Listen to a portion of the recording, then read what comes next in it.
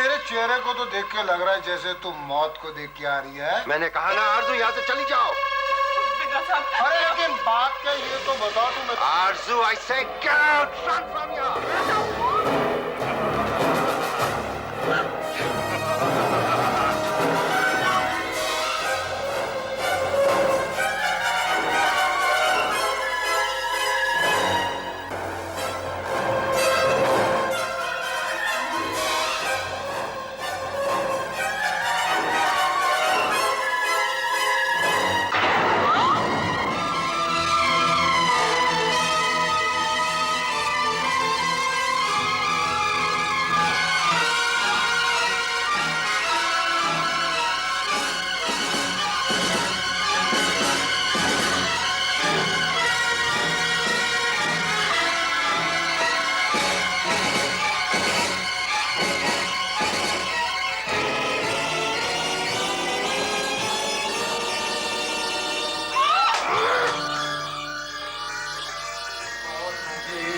बिल्ली का खेल देखता हूँ, मचाता है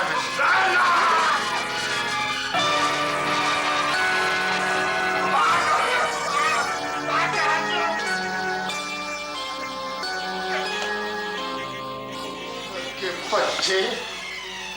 तूने अच्छा नहीं किया, लेकिन मैं बाद में देखूंगा तेरे को।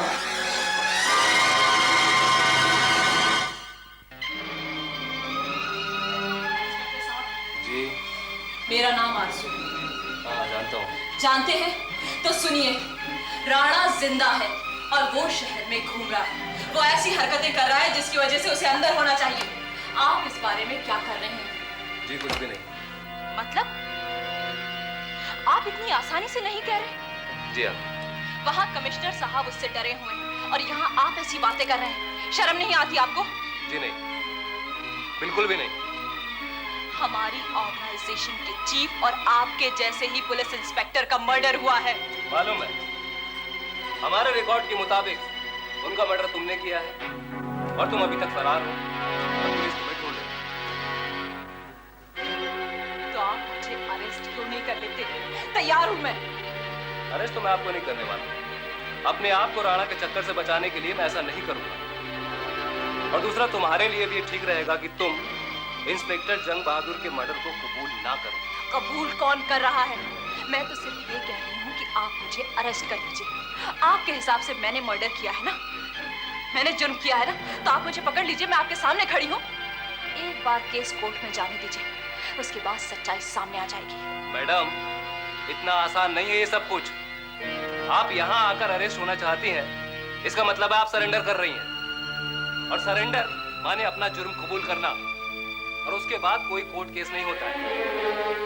और मैं आपसे पहले भी कह चुका हूं कि मैं इस सब में अपना हाथ नहीं डालना चाहता, क्योंकि मैं नहीं चाहता कि मैं कमिश्नर रंजीत डोगरा की तरह राणा और बिंद्रा से डरा डरा घूमूं, क्योंकि मुझे अपने बीवी बच्चे बहुत प्यारे हैं।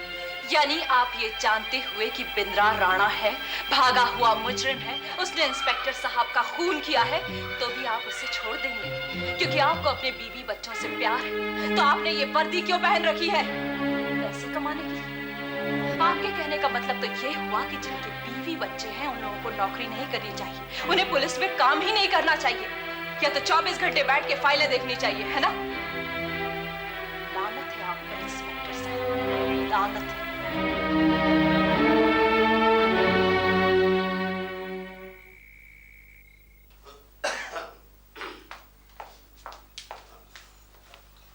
बोलो क्या बात है? सर, आप बॉम्बे टाइम्स के एडिटर हैं। आपका ही पेपर ऐसा है जो इन्वेस्टिगेटिव जर्नलिज्म के जरिए सच्चाई दुनिया के सामने हेडलाइंस पे छापता है। मेरे पास एक खास खबर है, ऐसी खबर जिसे पुलिस सोचने से भी डरती है। क्या खबर है? सर, राणा जिंदा है। जेल तोड़ के जब वो भागा था तो उसने अपने ही जैसे किसी आदमी को मरवा दिया और ये डिक्लेयर कर दिया कि राणा मर चुका है। लेकिन मैं ये साबित कर सकती हूँ कि राणा खुलेआम बंबई शहर में घूम रहा है। जो फेमस एनआरआई बिंद्रा है ना, वही राणा भी है। सर, अगर ये खबर कल के पेपर में छप जाए ना, तो हजारों नहीं लाखों कॉपियां बिकेंगी। और सर, मैं जिस दायरे में फंसी हूँ उससे निकल जाऊंगी। सर, सर, मैं राणा के ऑपरेशन की एक एक खबर जानती हूँ। सर, मेरे पास इतनी न्यूज़ है कि आप पूरे महीने छाप सकते हैं।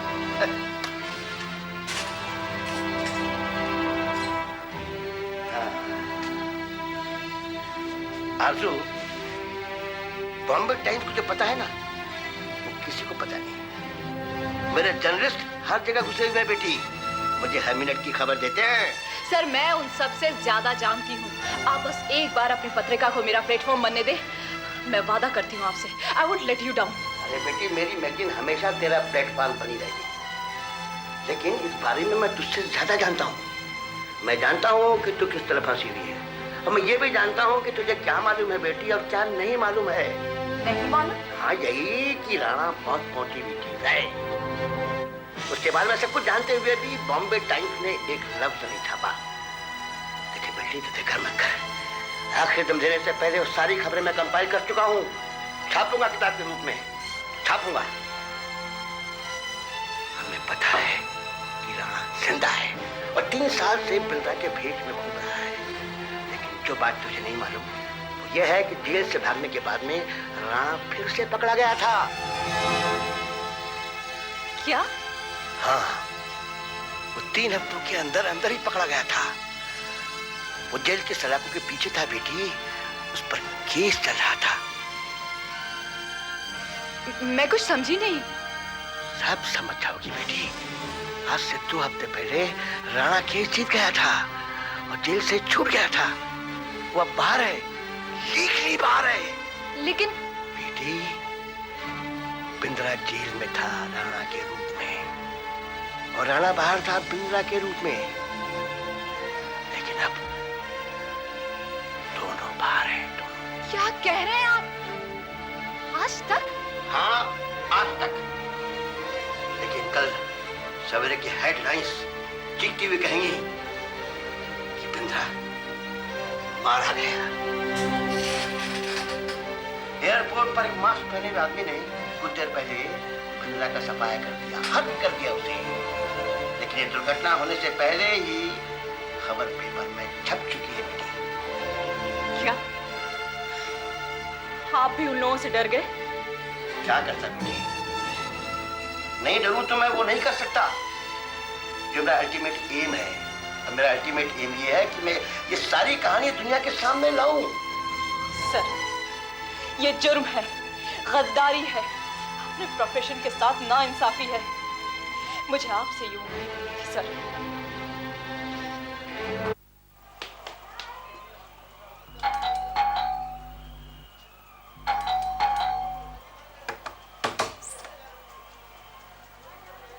जी कहिए। तारा मैडम है घर पे? जी नहीं, वो तो बाहर गई है। गई है? जानते हो कहाँ गई है, कब आने वाली है वो? नहीं साहब, मुझे नहीं मालूम। मैडम बता के नहीं गई कि वो कहाँ गई है। ठीक है साहब, आपका नाम? पोपो। उनसे कहना कि पोपो आया था मिलने, भूलना नहीं। पोपो। अरे भाई, जब मैडम आएगी तब बताएंगे ना। देखो संजय, कल तक तुम्हारे पास तुम्हारी डिजाइन्स पहुंच जाएंगी। एक मिनट रोहित अंकल, मैं थोड़ी देर बाद फोन करवाता हूँ। ये क्या तरीका है? तुम्हें नहीं मालूम अंदर आने से पहले नॉक करना चाहिए? मुझे पता है मुझे क्या करना है, लेकिन शायद आप नहीं जानते आपको क्या करना चाहिए। क्या मतलब? मतलब आपके अपने 2 करीबी लोग आपकी आंखों के सामने अपने आप को बर्बाद करने पर तुले हुए हैं, तो क्या आपका फर्ज नहीं बनता कि आप उन्हें रोकें? क्या मुझे अब तुम्हारे सवालों का जवाब देना होगा? आप बिल्कुल देना होगा। देखिए, मैं तारा और तैब्याने को कुछ ही सालों से जानता हूँ, उसके बावजूद मुझे अपनी ड्यूटीज का एहसास है। तो क्या आपको अपनी रिस्पॉन्सिबिलिटीज का एहसास नहीं होगा? हाँ? एक दोस्त के नाते, एक वेल विशर के नाते, या कम से कम इंसानियत के नाते ही तो आपको अपने फर्ज समझना चाहिए। इस फर्ज के लिए आपको सिर्फ मुझे ही नहीं, अपने ज़मीर को बल्कि भगवान को भी जवाब देना होगा। आप अपने कॉम्प्लेक्सेस की आड़ में अपने फर्ज से मुंह नहीं मोड़ सकते। Shut up Poopó. देखिए, चिल्लाने से आप सच को झूठ में साबित नहीं कर सकते। पोपो, बाहर निकलो तुम यहाँ से, इससे पहले मैं तुम्हें धक्का देकर बाहर निकलवाऊं। आज तो आपको मेरी बात सुननी होगी रोहित अंकल। कोई जबरदस्ती है क्या? हाँ बोलो, और तुम कौन होते हो मुझसे इस तरह से बात करने वाले? तो मेहरबानी करके आप मुझे बताइए, मैं आपसे कैसी बात करूं और क्या बात करूं जो आपके दिल को छू जाए, जिसको सुनकर आपको दूसरों का दर्द दिखाई दे। बताइए मुझे प्लीज। अब तुम बताओ ऐसी कौन सी बात है जो मेरी समझ में नहीं आ रही, बोलो। मैं बताऊं आपको? हाँ। अगर मैं आपको बताऊं कि जाइए जाके तारा से मिलिए, देखिए वो कितनी दुखी है, उसे आपके कानों की कितनी जरूरत है, दिल पर सर रख के वो रो सके। अब ये भी मैं आपको बताऊं कि उस दिव्यानी को जाके थप्पड़ मारिए ताकि उसका दिमाग ठिकाने आ जाए, वो उस झूठी दीवार को तोड़ के सच की दुनिया में वापस आ जाए। ये मैं आपको बताऊं? नहीं नहीं पोपो, तुम्हारी इन बातों का मुझ पर कोई असर नहीं होने वाला है, समझे? कोई असर नहीं होने वाला है। क्यों अंकल? क्यों नहीं होने वाला है? जानना चाहते हो क्यों? हाँ अंकल, मैं जानना चाहता हूँ कि ऐसी क्या बात है जो इंसान को इस उम्र में इतना सख्त, इतना बेरहम बना देती है कि उसे किसी का दर्द दिखाई नहीं देता। अरे आखिर मैं भी तो जानूं कि आपकी उम्र में पहुंचने के बाद मुझे क्या करना चाहिए, बताइए मुझे। पोपो, ये बुढ़ापे की उम्र के चेंजेस और सिम्टम्स नहीं है। मैंने जानबूझकर, सोच समझकर अपने आप को ऐसा बनाया है, एक बच्चे जैसा। तुमने कभी किसी बच्चे को देखा है गौर से? जब उसके माँ बाप उसे अकेला छोड़कर चले जाते हैं तो वो रोता है, खूब रोता है। अचानक किसी चीज पर नजर जाती है तो सब कुछ भुलाकर अपने आप को उसमें खो देता है। मैं भी बिल्कुल वैसे ही बच्चा बन गया हूं। मैं देवयानी और तारा को बहुत प्यार करता था पोपो। जब भी उनके बीच कोई प्रॉब्लम होती थी मुझे घसीट लिया जाता था। उनकी प्रॉब्लम सॉल्व हो जाती थी, वो फिर एक हो जाते थे। लेकिन मैं हमेशा की तरह वही अकेला, उनके रिश्तों की कड़वाहट के अंधेरे में उस खाई में मैं बार बार गिरता गया, कभी बाहर नहीं आ पाया। और एक बार नहीं, ये कई बार हुआ पोपो। और इस बार जब उन लोगों के पीछे झगड़ा हुआ तो मैंने अपने आप को उनसे अलग कर लिया। और जब ये प्रॉब्लम खड़ी हुई तो मुझे बहुत दुख हुआ, मैं रोया। लेकिन मैंने अपना पूरा ध्यान अपने काम में लगा दिया। मैं जीत गया हूं पोपो, मैं जीत गया हूं। मैंने उन लोगों को भुला दिया है। अब मुझे कोई नहीं बदल सकता, यहां तक कि तुम भी नहीं। आप तो वाकई बहुत ग्रेट हैं। कमाल कर दिया आपने। आपने इंसानी रिश्तों को एक नया डेफिनेशन दे दिया है, बिल्कुल मैथमेटिक्स की तरह, कि इसे ऐड कर लो तो ऐसा हो जाएगा और इसे माइनस कर लो तो ऐसा हो जाएगा। लेकिन रोहित अंकल, ये इंसानी रिश्ते हैं, कोई कंप्यूटर प्रोग्राम नहीं कि स्विच ऑन किया, बटन दबाया और करीब आ गए, और स्विच ऑफ किया और रिश्ता खत्म। अंकल, इंसानी रिश्ते तो प्यार और नफरत के बीच एक नाजुक डोर पर चलते आए हैं। यहाँ ध्यान हटा, वहां डोर टूटी और आप गिर गए। एक दिन मुझे आपको यह बात समझानी पड़ेगी, मैंने कभी नहीं सोचा था। देखो पोपो, अब चाहे कुछ भी हो, इसे कोई नहीं बदल सकता, तुम भी नहीं। अंकल, मैं इसकी कोशिश भी नहीं करूंगा, बिल्कुल कोशिश नहीं करूंगा, क्योंकि मैं जानता हूं कि मैं चाहते हुए भी वो नहीं कर पाऊंगा, इसलिए उसका कोई फायदा नहीं। क्योंकि आपने तो कभी किसी से रिश्ता रखा ही नहीं।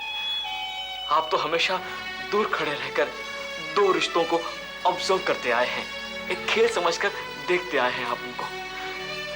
अरे जिसने कभी किसी के साथ कोई रिश्ता नहीं रखा, जिसे रिश्तों की अहमियत नहीं मालूम, जो जिंदगी भर अपनों के बीच भी बेगाना बन के रहा हो, उसे रिश्तों के टूटने का क्या एहसास। अंकल जानते हैं कि आप जिंदगी भर क्यों अकेले रहे? क्योंकि आप डरते थे कि वो सामने वाला आपको अकेला छोड़ के चला जाएगा, इसलिए आप हमेशा सबसे दूर रहते आए हैं। तारा और दिव्यानी से अलग होते हुए भी आपको कोई तकलीफ नहीं हुई, क्योंकि सच तो ये है रोहित अंकल कि आपने कभी उनको अपना समझा ही नहीं।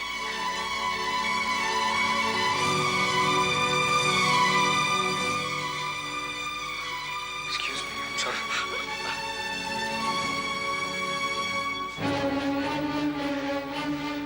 रोहित अंकल,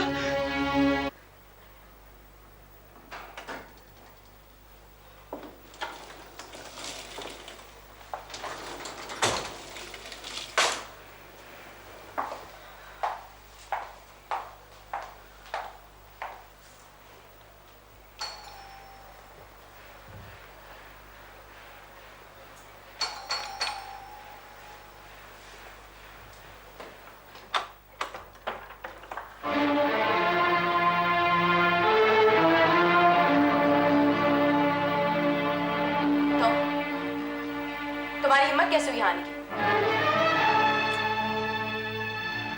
देवयानी देवयानी प्लीज बेटे मेरी बात तो सुनो। Tara please, for God sake leave me alone. बहुत सुन चुकी हूँ तुम्हारी, लेकिन अब और नहीं बर्दाश्त कर सकती हूँ। हर वक्त तुम्हारी झूठी बातें मेरे कान में गूंजती रहती हैं, इतनी कि मुझे किसी और की बात ना सुनाई देती है ना समझ में आती है। लेकिन बस बहुत हो चुका तुम्हारा ये नाटक, अब बंद करो ये सब कुछ। अब मैं और तुम्हारी बातों में नहीं आ सकती, नहीं आ सकती तारा। मैं You've got me wrong, Devyani. तुम नहीं जानती मैं यहाँ क्यों आई। जानती होती तो ऐसी बात नहीं करती। होया, तो चलो तुम्हें एक मौका मैं और देती हूँ, सुन लेती हूँ कि तुम क्या कहना चाहती हो। ऐसी कौन सी बात है जिसे सुनकर मैं जिस एटीट्यूड में तुमसे बिहेव कर रही हूँ वो बिल्कुल चेंज हो जाएगा, उस पर मुझे पछतावा होगा। देखती हूँ ऐसी कौन सी बात है जिसे सुनकर मुझे शौक लगेगा या तुम्हें। देवयानी मैं सेठ चेन ऑफ होटल्स के सारे लीगल पेपर लाई हूँ। बॉम्बे और बाकी के होटल्स, इस घर और फार्म और उस सारी प्रॉपर्टी के जो तुम्हारी है। मैं आज कोर्ट गई थी।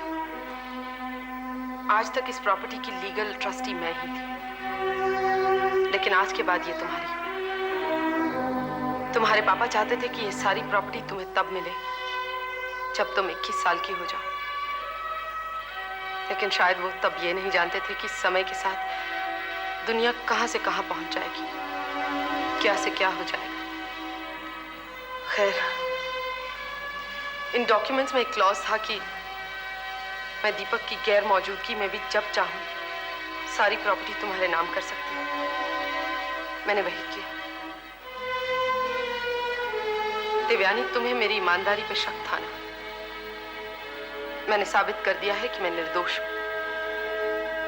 मुझे तुम्हारी प्रॉपर्टी का लालच ना तो पहले था और ना ही अब है। आज से ये तुम्हारी, तुम जो चाहो इसके साथ कर सकती हो। बस ये और कुछ?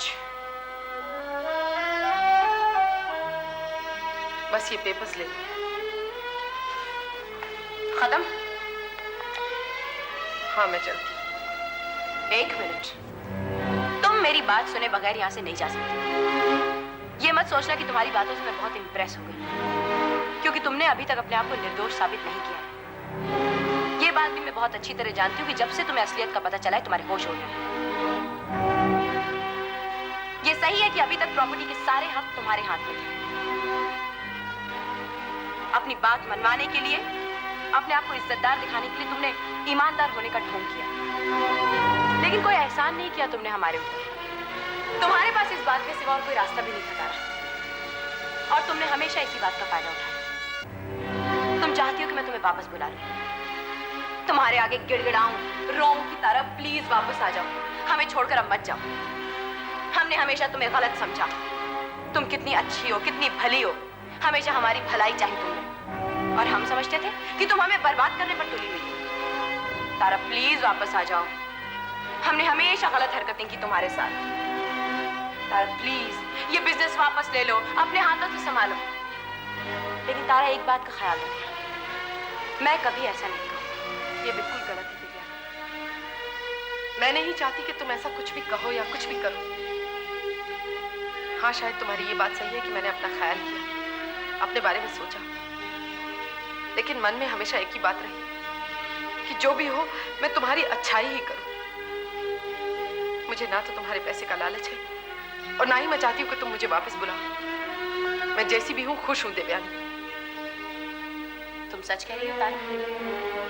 तुम्हें कुछ नहीं चाहिए? कुछ नहीं। तुम्हें इसकी भी कोई परवाह नहीं कि मैं इन रुपयों के साथ क्या करूं? हाँ, मुझे कोई परवाह नहीं।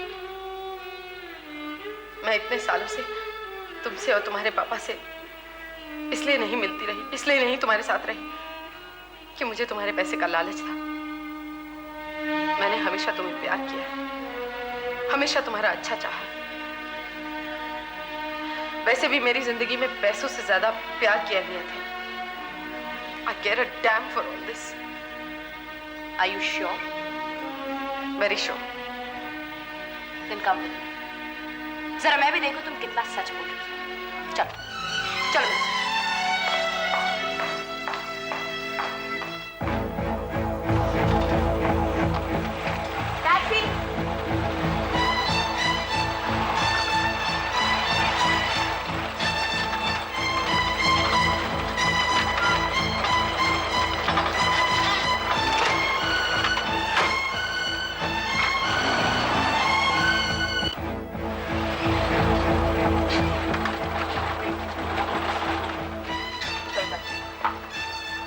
जल्दी कर।